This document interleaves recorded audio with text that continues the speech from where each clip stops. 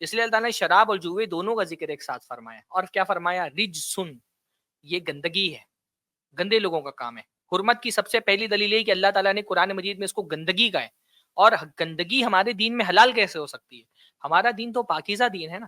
اللہ تعالیٰ نے ہمارے لیے یحل لکم الطیبات ویحرم علیکم الخبائث، ہمارا دین ایسا دین ہے جس میں پاک چیزیں حلال کی گئی ہیں اور ناپاک چیزیں حرام کی گئی ہیں.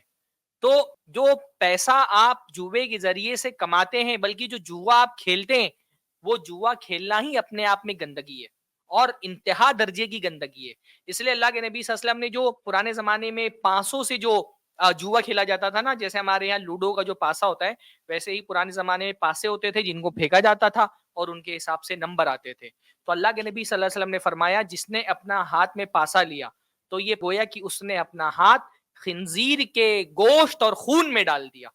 جیسے خنزیر کا گوشت اور خون گندا ہوتا ہے، تو یہ پاسے جن کے ذریعے سے بندہ جو ہے وہ جوا کھیلتا ہے، مختلف قسم کے پاسے. پرانے زمانے میں لکڑی کے اور پتھر کے پاسے ہوتے تھے، آج ڈیجیٹل دور میں ان پاسوں کی صورت بدل گئی ہے.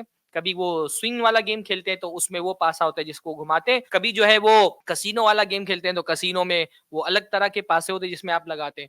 پاسوں کی صورت بدلتی گئی ہے. لیکن پاسوں کے بارے میں اللہ کے نبی کی حدیث کیا ہے کہ جس نے اپنے ہاتھ میں پاسے لیے گویا کہ اس نے اپنا ہاتھ خنزیر کے گوشت میں ڈال دیا. یہ کتنی گندی چیز ہے. تو اللہ تعالیٰ نے فرمایا رجسن، یہ گندگی ہے. حرام ہونے کی پہلی دلیل یہ کہ اللہ تعالیٰ نے جوے کو گندگی کہا.